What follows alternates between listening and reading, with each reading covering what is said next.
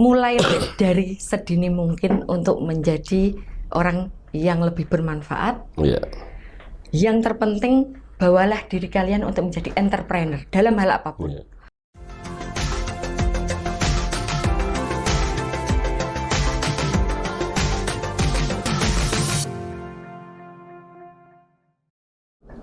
Assalamualaikum warahmatullahi wabarakatuh.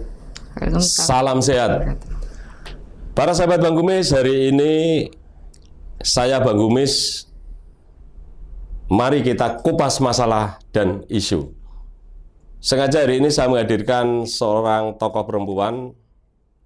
Beliau bergerak di bidang multi-level marketing dan juga beliau adalah salah satu eksekutif direktur dari HNI atau Halal Network Internasional. Beliau juga sukses di bidang pemasaran produk-produk halal dan produk-produk UMKM, dan beliau saat ini happy dengan apa yang telah dilakukan, tapi beliau pernah kerja di sebuah bank yang cukup besar, yaitu Lipo dan Bank CIMB. Tapi beliau kemudian beralih profesi untuk menjadi wira swasta. Ada di samping saya Ibu Hajah Sarah Kustini, Sarjana Hukum. Assalamualaikum, Bu. Waalaikumsalam warahmatullahi wabarakatuh. Salam sehat. Salam sehat. Ya. Bu Sarah, sehat ya? Alhamdulillah. Ya. Semoga kita semua sehat ya Pak. Amin, amin. Sehat. Bagaimana dengan keluarga, anak-anak juga suami? Alhamdulillah suami, anak-anak dalam kondisi sehat semua. Iya. Dan insya Allah bahagia terus. Amin, ya. Itu yang memang diidamkan oleh semua orang. Keseharian apa, Bu, di pandemi COVID-19 yang sekarang ini di level PPKM 2? Yang pasti keseharian ibu rumah tangga itu Rumah nggak boleh ditinggalkan. Iya. Mendampingi suami yang kebetulan ini anak-anak sudah di luar kota, sehingga keseharian harus mendampingi suami. Iya. Sehingga ya itu yang pasti itu menjadi kewajiban utama. Iya. Yang kedua, saat ini saya bergelut di dunia herbal, Pak. Oh, iya. Gitu. Jadi dunia herbal ini menjadi salah satu jalan saya. Iya. Satu sebagai usaha, yang Iya. kedua bisa jadi menjadi jalan ibadah. Gitu. Oh, iya. Karena usaha apapun itu kan kita harus niatkan dengan Iya. ibadah. Gitu. Dan bekerja itu juga ibadah. Betul. Apalagi seorang perempuan Betul. yang sebenarnya tidak punya kewajiban untuk mencari nafkah, tapi ikut membantu perekonomian suami, itu juga ibadah yang luar biasa. Insya Allah. Iya. Ya, amin. Yang penting ikhlas. Iya, iya. Baik. Ikhlas dan ridhonya suami yang Iya. penting ya. Ya. Iya. Bu Sarah, jenengan itu kan pernah kerja di bank ya, bank yang ya cukup besar lah bank, yaitu Bank Lipo dan Bank CIMB ya. Itu kan bank nasional ya, bahkan internasional. Tapi kemudian panjenengan itu mengundurkan diri dan memilih profesi yang baru yang jenengan utarakan. Ceritanya bagaimana, Bu, itu? Ya. Jadi sebelum ini saya 23 tahun bekerja di bank. Iya. Alhamdulillah di sana saya mendapatkan banyak sekali ilmu, baik ilmu yang itu memperbaiki karakter saya maupun profesional saya. Tetapi saya berpikir bahwa cukup saya berkarya untuk diri saya pribadi. Karena memang saat waktu bekerja di perbankan, sedikit banyak saya kurang untuk berinteraksi dengan sosial. Kemudian waktu saya juga apa ya Pak, kalau di bank, kalau bekerja di bank kan berangkat pagi, pulang malam. Jadi saya terpikir anak-anak suami berhak untuk punya saya. Gitu. Itu yang membuat saya bismillah, saya ingin mengabdikan diri di masyarakat dan di keluarga. Meskipun dulu tidak meninggalkan keluarga juga gitu. Jadi setelah saya berusaha sebenarnya ada cerita unik di situ. Jadi saya ingin resign itu dengan perjuangan, Pak. Jadi saya pengen bisa pensiun itu saya mengajukan, tetapi alhamdulillah kalau di perbankan itu kalau dibutuhkan malah nggak boleh. Oh gitu ya. Gitu. Tapi terakhir intinya sih kita sudah sampai di satu kesepakatan bahwa memang saya harus resign. Gitu.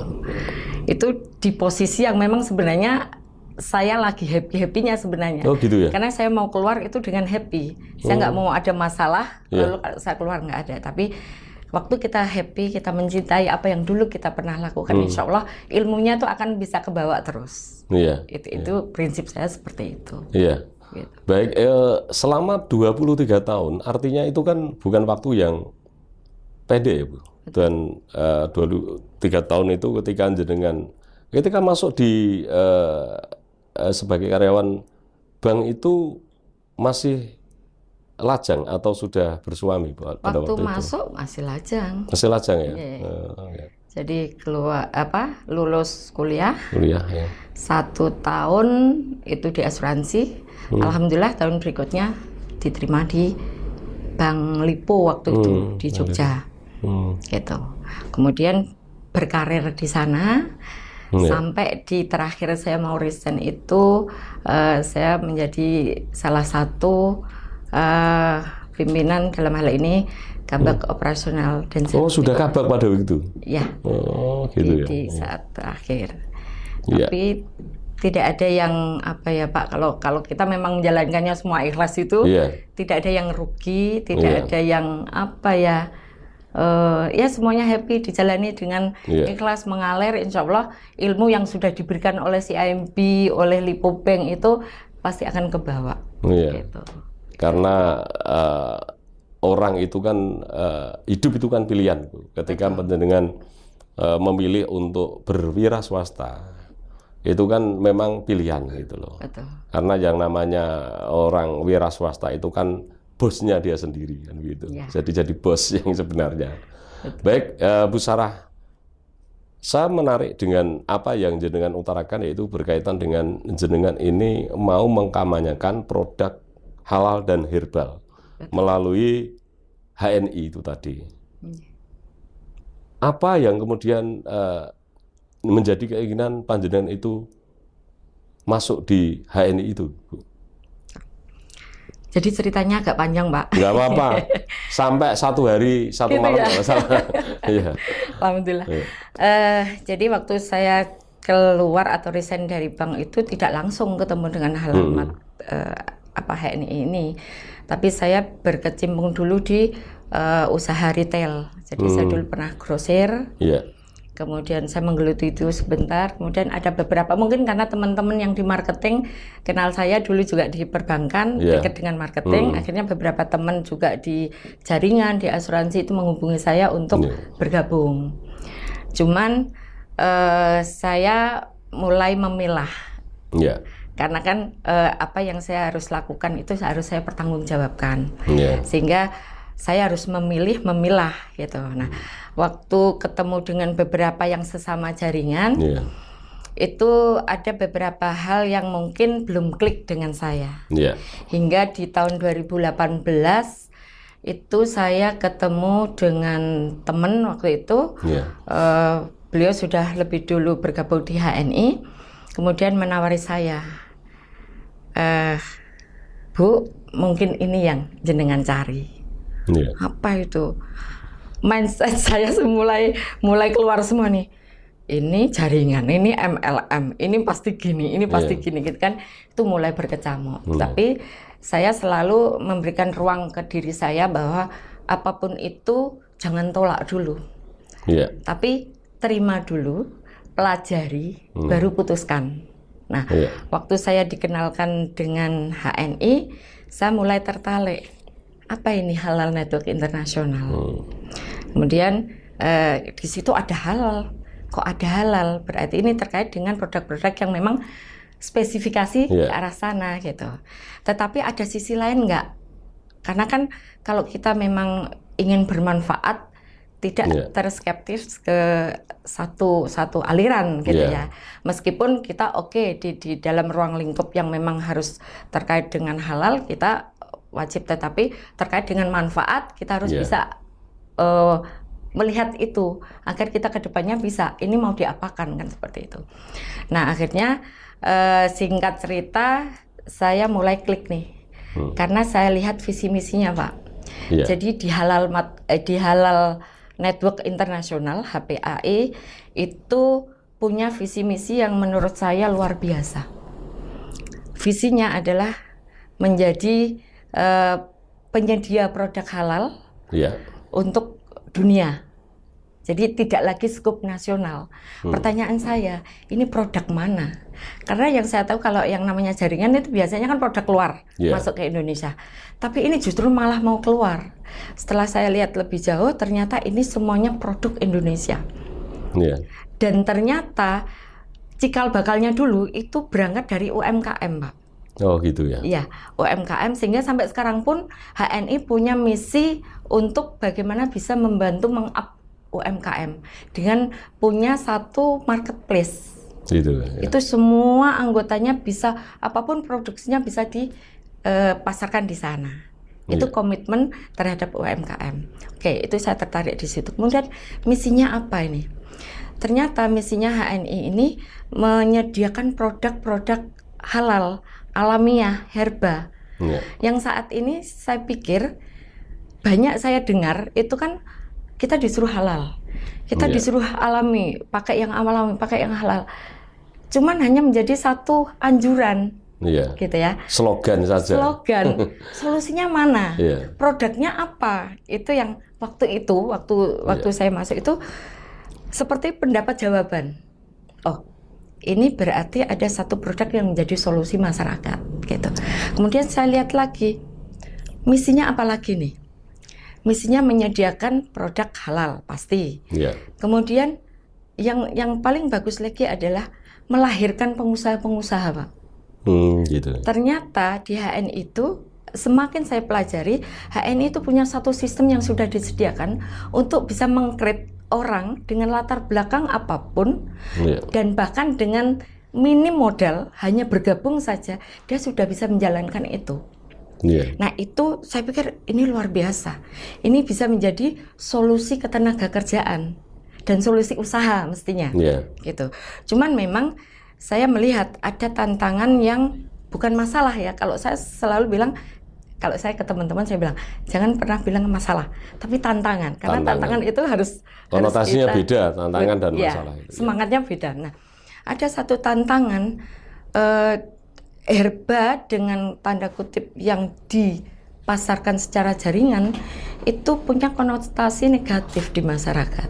Mau tidak mau itu menjadi satu tantangan yang kita harus bisa jelaskan ke masyarakat. Yang kedua, masyarakat kita itu masih tidak semuanya. Kalau di masyarakat kota modern itu justru menerima herbal itu dengan antusias. Tapi kalau di kita masyarakat pedesaan, kemudian terutama di Kudus ya, saya masih melihat bahwa masyarakatnya sebagian besar masih ya meskipun benar, tapi kalau sakit ke dokter, Saya pingin sekali merubah dengan adanya satu fasilitas dari HNI yang menyediakan produk halal. Mindset masyarakat ini berubah, bahwa sehat itu harus dimulai dari kandungan. Gitu. Saya potong sebentar, mohon maaf Bu Sarah. Jadi mungkin yang maksud jenengan itu bahwa mencegah itu lebih baik daripada mengobati, kan begitu? Betul. Karena mungkin masyarakat ini kan berpikirnya itu berobat itu setelah sakit. Nah, jenengan ini saya lihat untuk mensosialisasikan ke masyarakat agar pencegahan dulu melalui tadi produk herbal begitu ya Bu? Ya, tidak sebatas pencegahan sebenarnya Pak, tapi membangun. Oh iya. Ya, kalau pencegahan kan hanya mencegah. Tapi ini mulai dari membangun. Membangun kesehatan itu dari awal, dari anak mulai dalam kandungan kemudian lahir. Sebenarnya kalau kita melihat dari sisi non sewu agama Islam ya. Itu kan anak lahir sebenarnya kalau mau orang tuanya tahu itu dikasih kurma sedikit taruh di langit-langit. Ternyata itu energi, Pak. Energi yang masuk pertama kali itu, satu energi masuk, kedua halal semua. Insya Allah kalau sudah di situ kan semua yang akan keluar, yang akan membentuk dia akan semakin baik gitu ya. Itu yang saya concern di situ. Makanya saya menjadi sangat tertarik untuk bergabung di HNI waktu itu. Kemudian saya coba lihat lagi, ternyata di HNI ini punya satu kekuatan di mana dia dimulai dari rumah. Tidak dimulai dari mana-mana, tetapi dimulai dari rumah. Rumah ini punya potensi ekonomi, punya potensi kesehatan. Jadi seluruh rumah kalau sehat, insya Allah ekonominya juga akan baik. Kenapa? Karena begitu sehat dia punya aura positif untuk berkarya, untuk itu kan dari sehat, baik sehat jasmani maupun rohani. Nah, ini diambil atau dilihat oleh HNI untuk memfasilitasi dua itu, memberikan solusi sehatnya dan memberikan solusi ekonominya. Gitu. Nah, HNI ini semakin kita pelajari, semakin kita masuk ke dalam, ternyata lebih luas lagi saya lihatnya. Tidak lagi ke keluarga, tapi lebih ke masyarakat, Pak. Masyarakat tidak lagi mengenai kesehatannya, tetapi bagaimana masyarakat ini bisa mempunyai ekonomi yang lebih baik. Karena HNI ini bisa dipegang atau bisa dijalankan, tidak harus menghilangkan pekerjaan yang kita sudah punya. Karena prinsip dasarnya adalah siar. Jadi dengan kita bicara, dengan menyampaikan manfaat, itu kan siar nggih. Itu sebenarnya tanpa dia sadar, semua anggota HNI itu sudah mulai bekerja untuk dirinya. Seperti itu. Baik, Bu Sarah, apakah jenengan ketika sosialisasi berkaitan dengan HNI ini, kemudian masyarakat responnya positif atau masih abai? Karena non sewu, yang terdahulu itu kan banyak multi level marketing, kemudian di akhirnya itu kemudian ada dalam tanda petik ada oknum yang kemudian memanfaatkan itu untuk menipu begitu. Apakah ini berbeda? Tolong dijelaskan, Bu. Alhamdulillah ini juga menjadi satu jawaban. Terus terang di masyarakat kalau saya puter gitu saya harus memimpin ke sana sini gitu. Selalu di awal itu akan bukan ditanyakan, kadang tidak ditanya, tapi langsung MLM a priori gitu ya. Jadi itu sesuatu yang saya malah bahagia ada seperti itu. Kenapa? Karena saya bisa mulai mengedukasi masyarakat. Justru dengan pikiran seperti itu saya mulai ada jalan nih untuk mengedukasi masyarakat bahwa sebenarnya HNI ini milik Indonesia ini, perusahaan milik Indonesia ini punya satu sistem yang dia itu bisa menjawab dalam arti begini, apa yang dulu mungkin menjadi pengalaman tidak baik di masa lalu oleh beberapa orang, tidak semuanya Pak, oleh beberapa orang. Makanya saya bilang oknum tadi. Kemudian berefek ke masyarakat menjadi a priori, menjadi negative thinking lah ya kayak itu. Karena memang ada beberapa yang saya cermati, yang paling pokok adalah apa yang ditawarkan atau apa yang disarankan oleh, bukan disarankan, lebih ditawarkan lah oleh HNI ini, saya melihat sampai saat ini tidak ada zalim sedikit pun, tidak ada kerugian sedikit pun. Karena mungkin nanti kalau Bang Kumis sudah pernah mengenal mungkin bisa sedikit membandingkan, tapi saya tidak mau membandingkan. Saya hanya akan fokus ke produk saya, bahwa di HNI yang gabung ini orang yang pakai, yang gabung 10.000 itu satu keuntungannya, dia sudah diberikan aplikasi, ini fisiknya dulu, diberikan aplikasi yang sebenarnya harganya tuh 6.500.000. Karena bentuknya virtual office. Itu mungkin Bang Kumis tahu ya harganya berapa gitu ya. Kalau nggak salah sekitar 6 juta. Itu produk dalam negeri? Ini produk dalam negeri. Dalam negeri. Dalam negeri. Perusahaannya dalam negeri. Nah, Itu yang gabung 10.000 sudah diberikan aplikasi itu. Jadi punya kantor sendiri, Pak. Oh gitu. Gitu. Itu kalau ditanyakan, lah 10.000-nya mau dibawa kemana kan gitu biasanya. Itu sudah terjawab.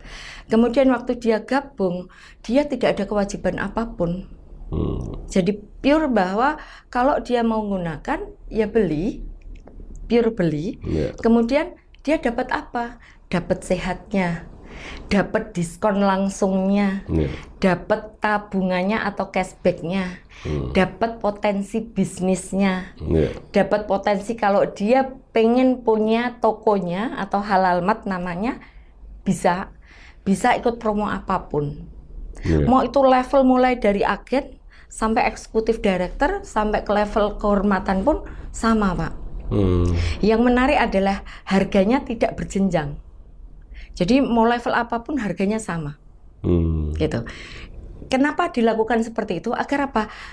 Barang ini yang sebenarnya murah, kualitasnya premium, bisa dikonsumsi oleh semua orang. Gitu.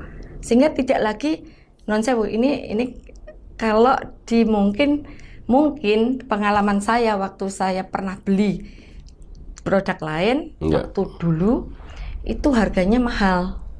Gitu. Ternyata di HN ini harganya relatif murah. Murah bahkan kalau dibanding nanti berkembang lagi, Pak, di masyarakat itu banyak sekali. Relatif murah. Jadi orang yang hanya gabung saja dia tidak ada potensi kerugian apapun. Termasuk waktu menjalankan usahanya. Insya Allah tidak ada kerugian apapun karena waktu gabung tidak harus beli paket. Hanya gabung saja 10.000.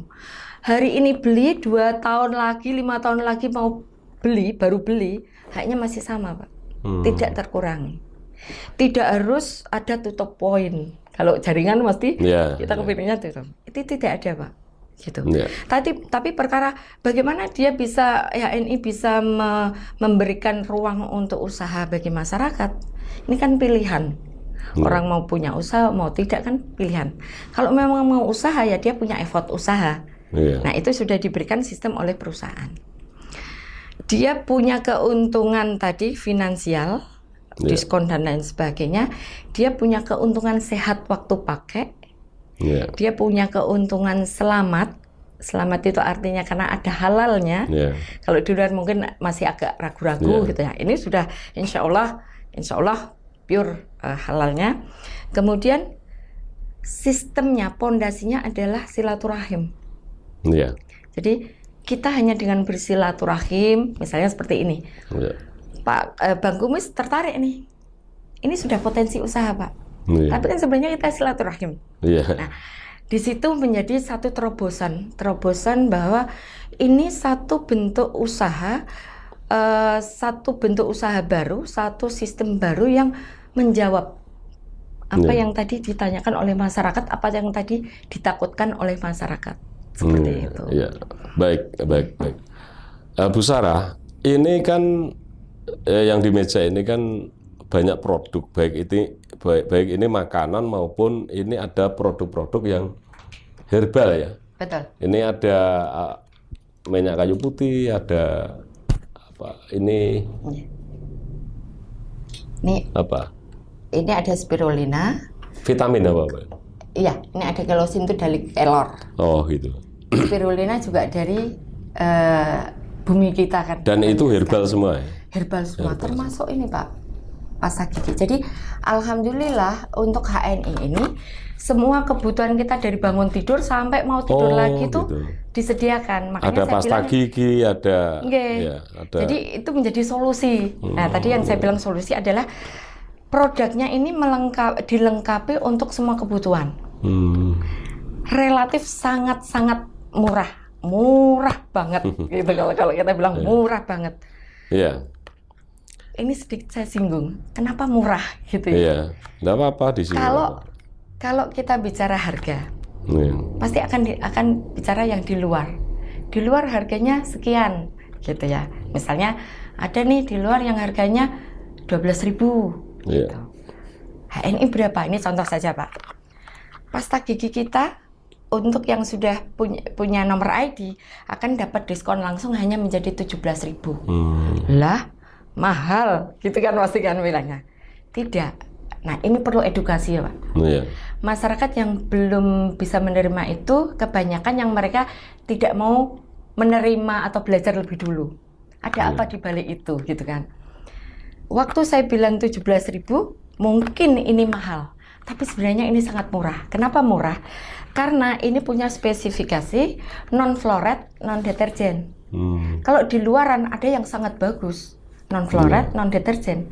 Tapi harganya 30.000. 30.000. Nah, 17.000. Kalau dibanding dengan yang 12.000 atau yang 8.000 lebih murah mana? Saya bilang masih lebih murah ini. Kenapa? Karena manfaat kita harus lihat. Ini edukasi lagi ke masyarakat. Manfaat yang harus kita lihat. Waktu kita insya Allah gunakan ini ada siwak. Ternyata siwak yang Rasulullah anjurkan untuk dipakai, setelah diteliti dia ada enzim untuk menghilangkan karang gigi. Kemudian ada enzim untuk menyembuhkan sakit gigi. Gitu. Nah, di dalam sini juga ada mint. Ada mint, ada ingredient banyak ya, maksudnya tidak hanya siwak, mint, kemudian yang pasti manfaatnya waktu kita gunakan, contoh saja, kita nggak harus beli obat sakit gigi. Kemudian kita untuk facial wajah, masa pasta gigi bisa buat wajah? Yang tidak bisa adalah yang ada kimianya. Karena ini herbal, masuk ke kulit bisa. Saya waktu ke beberapa waktu lalu ke Singapura, Malaysia, saya kebetulan ketinggalan tas sabun saya. Kita bisa gunakan ini, Pak. Jadi kalau dihitung-hitung waktu kita beli, ini menjadi sangat murah banget, gitu. Belum lagi produk-produk yang lain. Seperti itu. Baik, ini untuk yang untuk kebutuhan ya sehari-hari. Tapi ini saya lihat ada makanan ringan ini ya. Ini juga produk dari lokal ya, artinya dari UMKM. Apakah ini yang memproduksi makanan ringan ini juga dari anggota atau dari pihak lain, Bu? Alhamdulillah, selain saya menggeluti HNI, saya juga berkecimpung di UMKM. Oh, gitu. Jadi setelah saya resign dari CMB Niaga, saya masuk di retail grosir. Setahun kemudian saya baru tertarik. Oh, ini saya pengen juga tahu di dalamnya ada apa. Saya ikuti training bla bla bla gitu ya. Ternyata banyak sekali UMKM yang ada di Kudus ini. Gitu. Produk-produk ini adalah produk-produk beberapa dari teman-teman kami. Mohon maaf tadi hanya sedikit yang kita bawa. Kebetulan saya juga alhamdulillahnya pengurus dari klaster Makmin, FEDEP, kemudian pengurus juga di KUB Basnas. Nah, ini produk dari teman-teman. Oh, gitu. Ya. Ada bawang goreng ini kebetulan juga saya, ada ini dari teman kembang goyang Waloh. Itu kan juga mengkreat dari produksi, maksudnya dari tumbuhan yang ada di kita. Ya, saya potong. Maksudnya yang memproduksi ini itu juga yang tergabung dalam HNI juga ya, artinya? Ada yang tergabung, ada yang belum. Oh, gitu ya. Gitu. Jadi orang-orang yang tergabung di HNI ini justru malah diberikan satu wadah. Mereka di-create untuk menjadi UMKM. Gitu. Cuman memang kadang ada yang mungkin dia belum sreg, dia belum terbuka pikiran, bisa jadi. Tapi insya Allah kebanyakan dari kami itu sudah UMKM. Untuk yang di HNI. Gitu. Tetapi teman-teman di luar HNI yang ada di Kudus ini UMKM sudah banyak sekali. Gitu. Bu, sambil minum karena ini kita akan bahas yang berikutnya berkaitan dengan pandemi COVID-19 itu kan ada menjaga imun tubuh salah satunya. Kita minum dulu. Tapi kopinya belum dikasih nih, Bu Sarah. Jadi kopinya di sana itu belum dikasih. Saya minum kopi, masa Bu Sarah nggak minum kopi? Iya. Saya itu kalau nggak ngopi seharian aja. Nah. Terima kasih, Mas. Mantap. Di HNI sampai juga ada kopi, ada teh, Pak. Oh, gitu ya? Herbal juga? Herbal. Herbal semua. Kalau ini bisa menaikkan darah tinggi, kalau herbalnya HNI menurunkan darah tinggi. Tapi alhamdulillah sampai di usia saya yang setengah abad ini lebih bahkan saya masih sehat, Bu, alhamdulillah. Mungkin karena ya itu saya menjaga kesehatan, minum air yang banyak. Mungkin kalau nyoba produk yang herbal ini mungkin saya malah tambah fit, Bu. Insya Allah. Iya. Baik, Bu Sarah. Ini kan ada pandemi COVID-19 hampir 2 tahun ya. Saya hitung itu hampir 2 tahun dan sekarang ini kemudian ada kebijakan pemerintah PPKM yang kemarin itu level 4, level 3, sekarang level 2. Kayaknya agak longgar. Nah, kemudian berkaitan dengan apa yang jenengan kelola itu tadi, selaku eksekutif direktur HNI, apakah ada pengaruh berkaitan dengan usaha UMKM itu, Bu? Kalau dari sisi usaha, alhamdulillah malah omset naik. Gitu ya, malah membawa berkah. Karena apapun kondisinya yang Allah sudah takdirkan pasti ada hikmah dan berkahnya ya. Jadi alhamdulillah kalau dari sisi bisnis malah omset naik, Pak. Gitu ya. Karena masyarakat butuh, gitu kan. Untuk COVID yang kemarin ini ada pengalaman yang lucu juga. Yang namanya COVID kan tidak melihat siapa orangnya nih yang mau ditempeli kan ya. Mau dia sebelumnya itu sudah imunnya bagus, itu pun tetap bisa kena waktu dia mungkin sesaat dia drop gitu kan. Artinya background sebelumnya mungkin dia sudah banyak minum herbal atau dia sudah sering minum vitamin dokter, itu kan imunnya bagus. Tetapi COVID kemarin ternyata ceritanya lain. Semua orang bisa kena. Tapi yang luar biasa, alhamdulillah, saya ada tim ini hampir 50 itu yang kena COVID, gitu. Tetapi ya mungkin alhamdulillah memang tersentralisasi yang saya tulis orang-orangnya saya nggak tahu juga ya. Alhamdulillah tidak sangat parah, gitu. Karena setiap hari kita sudah terbiasa nih, sudah menjadi habit keseharian.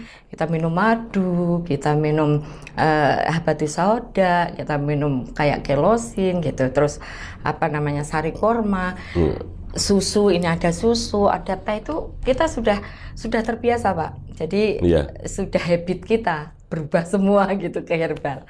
Alhamdulillah termasuk saya sendiri kena waktu itu juga tidak yang sangat parah gitu. Artinya ya kena, tetapi masih ini saya nggak tahu ini di mana letaknya, tapi saya meyakini bahwa kalau kita memang mengusahakan kesehatan itu dari awal, insya Allah Allah juga akan berikan ketahanan yang lebih baik di situ. Jadi alhamdulillah akhirnya semua teman-teman yang terkena itu kita supply, ada dari manajemen mensuplai gitu ya.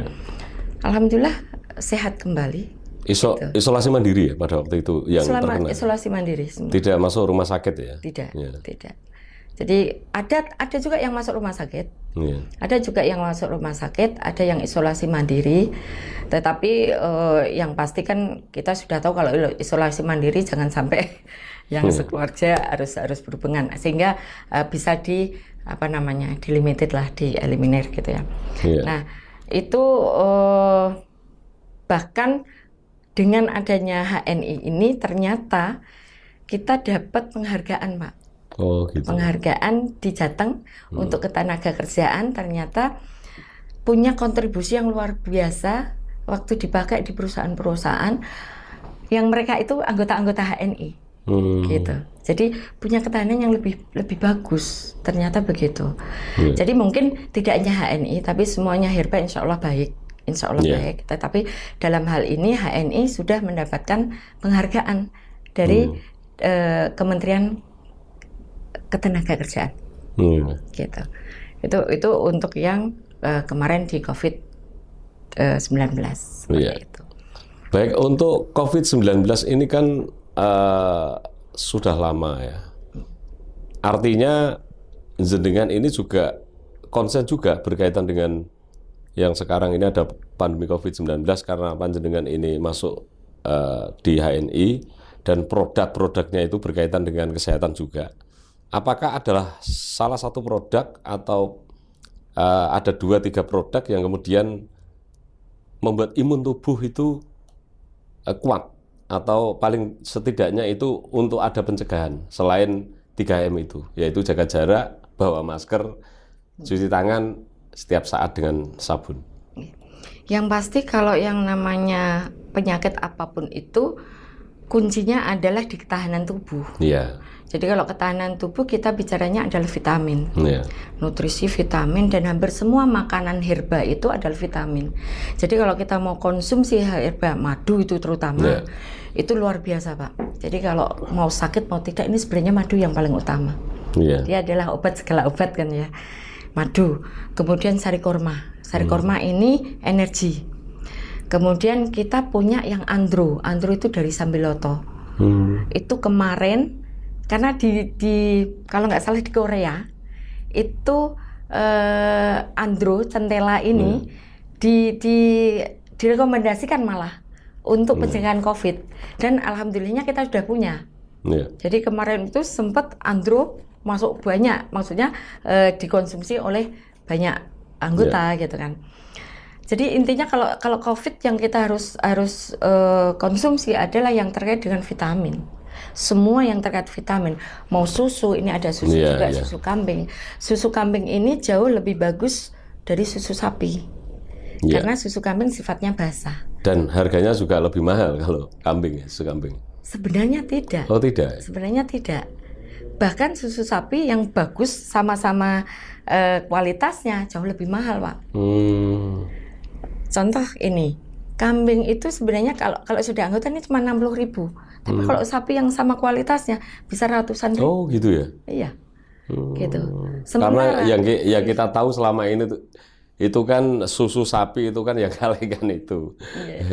Ada di Kudus itu di kota itu ada Jalan Pemuda itu kan ada susu sapi yang langsung diperas di lokasi itu ada. Baik, Bu Sarah, untuk jenengan ini kan salah satu wakil ketua Kamar Dagang Indonesia ya, atau Kadin. Bagaimana kepribadian pemerintah dengan pengusaha-pengusaha yang bergelut di bidang perdagangan dan produksi seperti halnya di UMKM ini? Kebetulan saya mungkin lebih fokusnya UMKM Pak.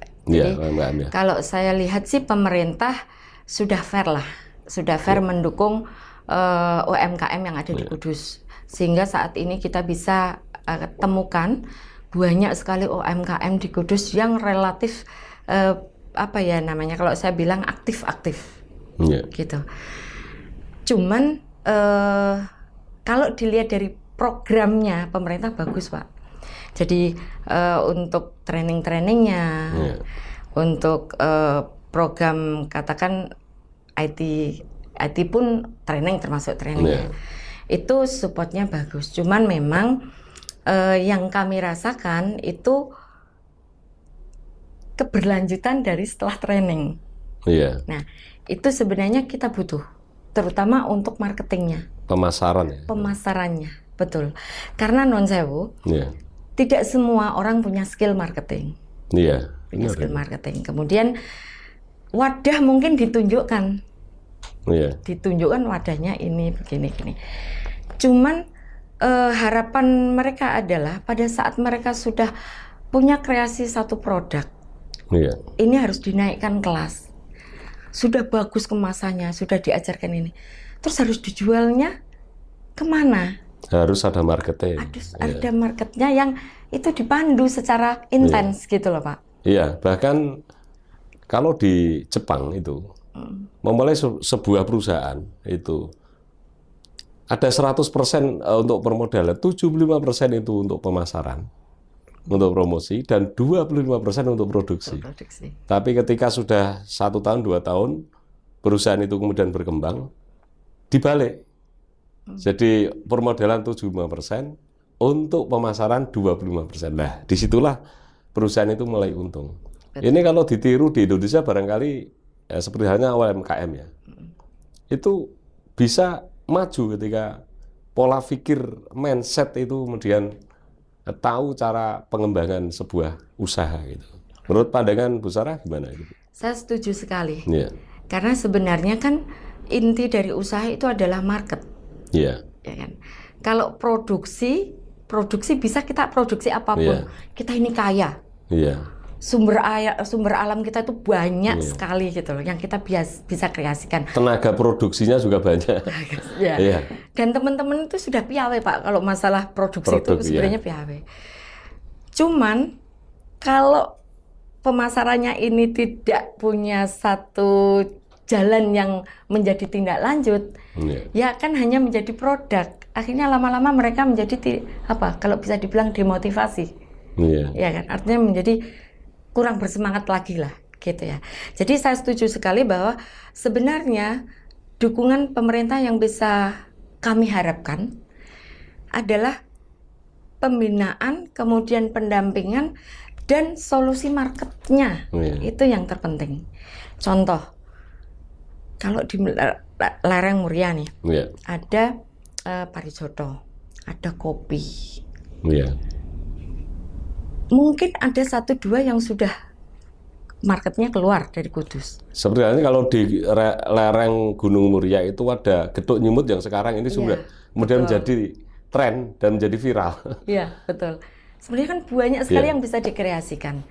Cuman setelah itu mereka mau bawa kemana gitu loh. Akhirnya hanya berkutat mungkin di sekitar Muria atau sekitar Kudus, atau mungkin 1-2 baru di luar daerah. Tapi kalau ini diberikan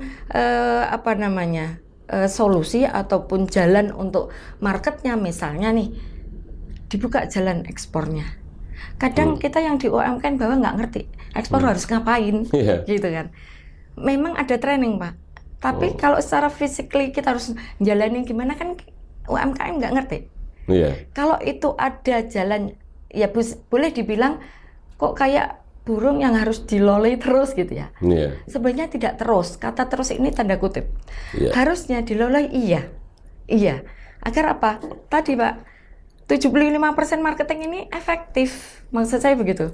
Sehingga ini bisa menjadi solusi dari UMKM untuk lebih maju, untuk bisa berkembang tidak hanya di daerahnya, tidak hanya mencukupi daerahnya, tetapi bisa keluar gitu. Yang terpenting cukupi dulu daerahnya, keluar. Masalahnya daerahnya sudah, keluarnya masih ada kendala. Itu satu. Permodalan ini juga menjadi masalah di UMKM. Kalau dalam permodalan sebenarnya pemerintah itu sudah proaktif untuk memberikan solusi dengan menghadirkan perbankan dan lain sebagainya. Mungkin dalam hal ini saya pribadi melihat bahwa teman-teman UMKM ini harus mulai merubah mindset. Itu tadi Bu. Jadi kesulitannya UMKM itu di pemasaran sebetulnya. Tadi yang Jana utarakan bahwa pelatihan cara pengemasan itu sudah dibimbing oleh pemerintah daerah. Kemudian perbankan sudah ada sekarang untuk UMKM, untuk petani itu kan sudah disediakan di BRI kalau nggak salah ya. Tapi yang jadi masalah ini adalah pemasaran. Karena kalau kita lihat di Indonesia itu produk-produk dari Cina itu kan sebetulnya produk UMKM, bukan produk sebuah perusahaan yang besar, pabrik industri yang besar, tapi itu kan dari UMKM, tapi kemudian masuk di Indonesia. Ini pasti ada campur tangan pemerintah. Betul.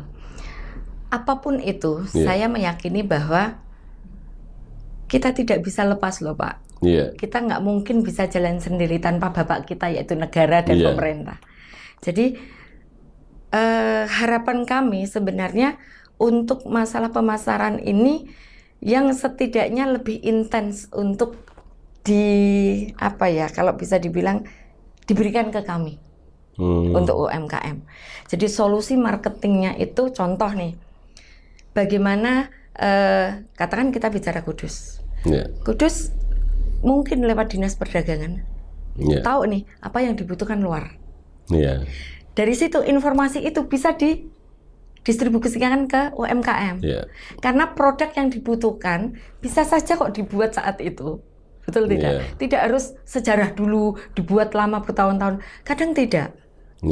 Tapi ada juga yang memang potensi daerah yang sudah ada lama, kemudian diberikan jalan keluar untuk bisa ekspor.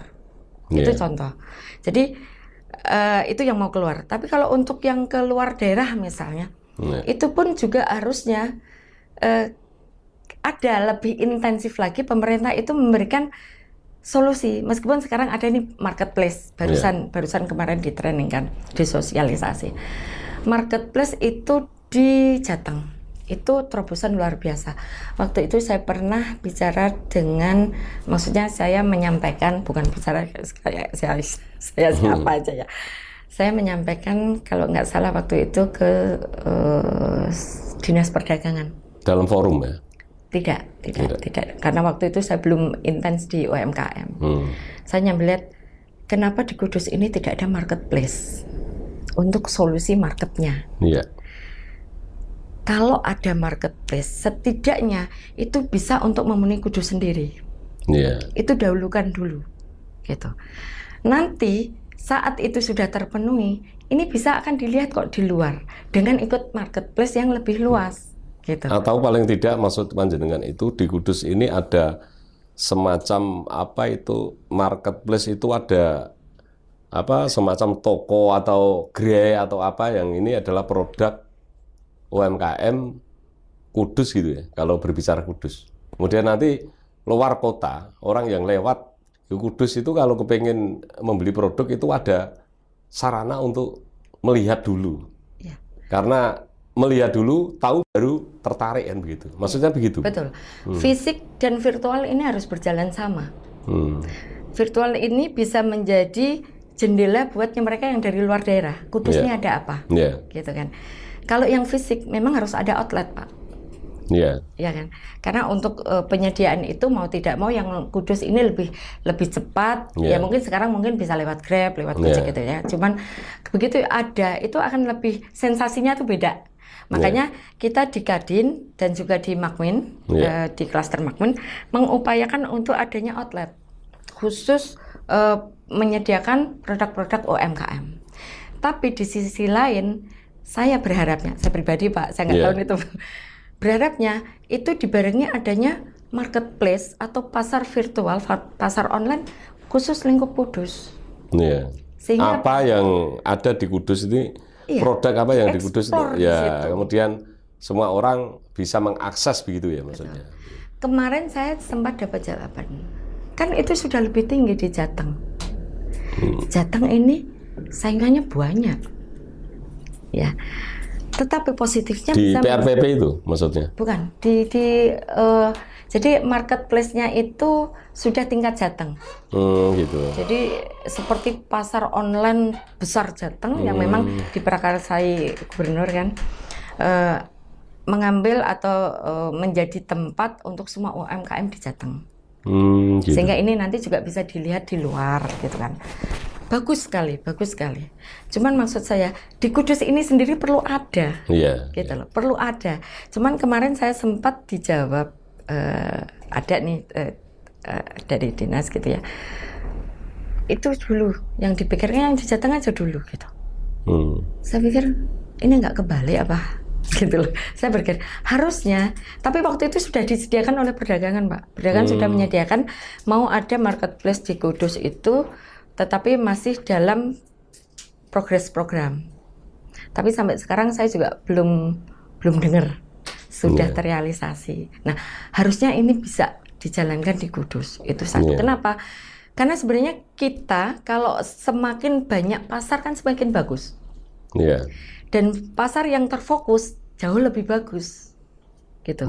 Sehingga teman-teman yang ada di Kudus ini dengan banyak sekali UMKM ini punya wadah untuk dia mengeksplor kreativitasnya, menjual semua produknya itu di market dalam Kudus sendiri dulu gitu.